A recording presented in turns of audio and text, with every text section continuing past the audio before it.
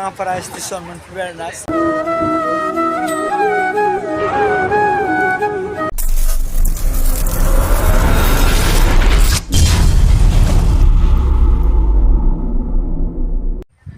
So guys, जों दायो थांगासिनो माने भालुकपुं स्टेसननिफ्राय माने थांबाय थानोसै जोङो राङापारासिम माने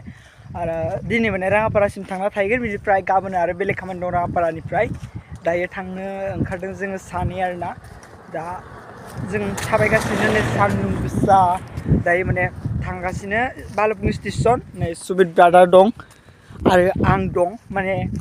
आंनि ब्लगाव सुमित ब्रादारा थाफाथारो आरोना माने थाफाथारो माने आं लिंहरो आरोना बेखौ आंजों थाफानो थाखाय माने खामानिखौ जेरावखि थाङा मानो जों सानैजोंल' थाङो आरोना बेखायनो दा थांगासिनो जोङो राङापारासिम आरो दिनैबो ज' थांगासिनो आरोना जों सानैजों माने राङापारासिम थांबाय थानोसै दा माने बेलासिनि ट्रेन आरोना ट्रेना 2टा बाजियाव थाङो दा माने 1टा जाबाय दा ट्रेना फैगासिनो दा एसे मोनफैयाखै जानांगौ जोंनि भालुकपुं स्टेसनसिम दायो थांगासिनो आरोना स्टेसन खाथि मोनसिगोन जोंनाबो दा माने थांबाय थानोसै 1टायाव जोंनि माने इयाव भालुकपुङाव मोनफैयो बिनिफ्राय आरो मा होनो 2टायाव गिदिंलांफिनो आरोना 2:30याव थांफिनो माने मालाबा एडभान्सबो मोनफैयो ट्रेना 1:30बो जायो मालाबा 1टा ग्रोबबोथ' मोनफैद्राया ओरैनो 1:19 1:09 बा बिदिनो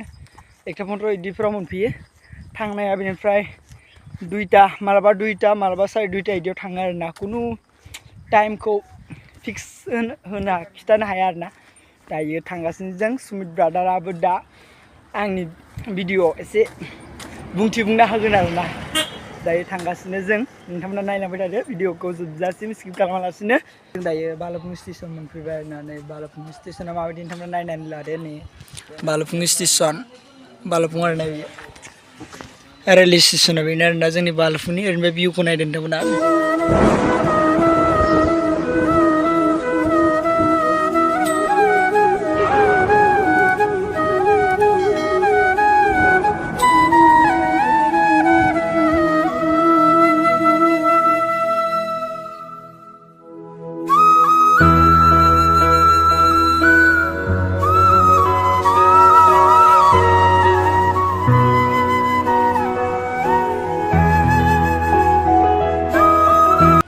So dayo माने जों टिकेट दानना लानोसै आरोना सुमित ब्रादारजों आं दायो थांबाय दं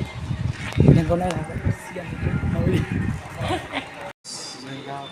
थांगासिनो भालुकपुं टु राङापारा गाबोन राङापारायाव थागोन ओमफ्राय बिनिफ्राय गाबोन भिडिअखौ नायबानो मिथिगोन माने दा थांना राङापारायाव थागोन बेनिफ्राय आरो गाबोन फुङाव राङापारानिफ्राय बेलेगाव थांगोन आरोना बे ब्लगा बेलेग जागोन ना गाबोननि ब्लगा माने बेलेग जागोन आरोना दिनैनिया मोनसे माने गाबोननि भिडिअखौ नेना थादों नोंथांमोना दायो बेबो ब्लग बानायगासिनो दा माने औ दा ट्रेनाबो मोनफैबाय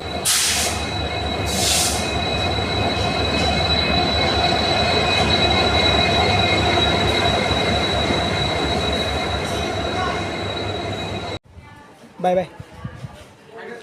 बाय थ' बाय थांबाय थानोसै दा मानसिफ्रा नै ओंखारबाय आरोना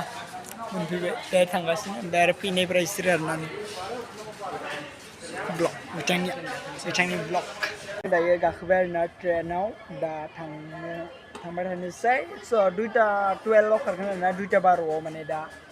लाखिना दंथ'यो दा माने दसे उनाव थांसिगोन आरोना जासिगोन दा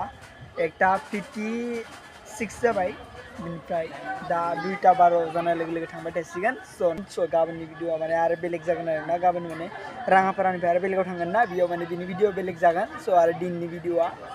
बेलेग जागोन गाबोननि भिडिअ बेलेग जागोन आरोना स' दायो थांबाय थानोसै सुमित ब्रादारा जिरायना दं ओरैजाय नैबेबो ब्लग बानायगासिनो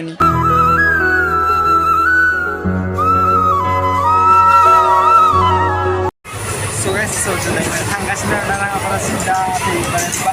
भालुकपुंनिफ्राय फैबाय स' 12 माइल मोनफैबाय आरोना 12 माइल ओमफ्राय 10 माइल दाना मोनसिगोन आरोना बेनिफ्राय थांबाय थानोसै जों राङापारासिम स' दायो थांगासिनो नोंथांमोना भिउखौ नायनो हागोन स' नै भिउआ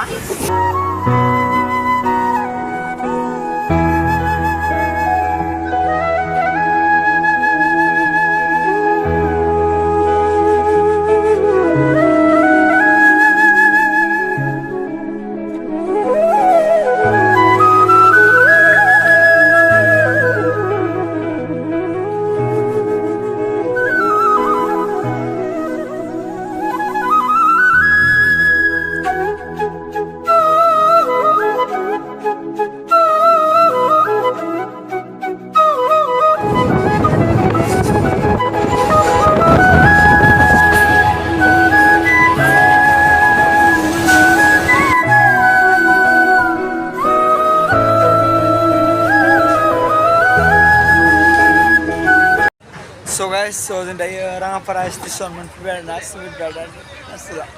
दहाय माने आं बारा क्लिपबो होबोनाय जायासै माने बेयाव बुंनो गोनां जेबो गैयाबो नालाय बेखायनो बारा क्लिप होबोनाय जायासै आरोना स' दायो माने स्टेसना बे साइडआव दं बेनिफ्राय बे साइडनि माने बे साइडनिफ्राय फैनानै जों बेयाव ओंखारना दंफैयो दा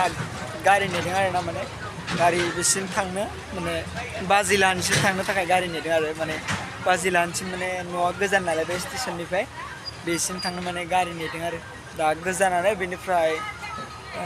5-6 इदि जागोन ना जायाथाय आंबो आन्दाज मोना माने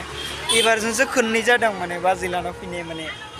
बेसे गोजान बेखौ मिन्थिया माने एबारजोंसो खननै नालाय फैनाया स' दायो बारा मिन्थिया आरो बेसे गोजान बेसे किल'मिटार जायो बेखौ बारा मिन्थिया स' दायो थांबाय थादिनोसै बाजिलानि न'सिम थुदो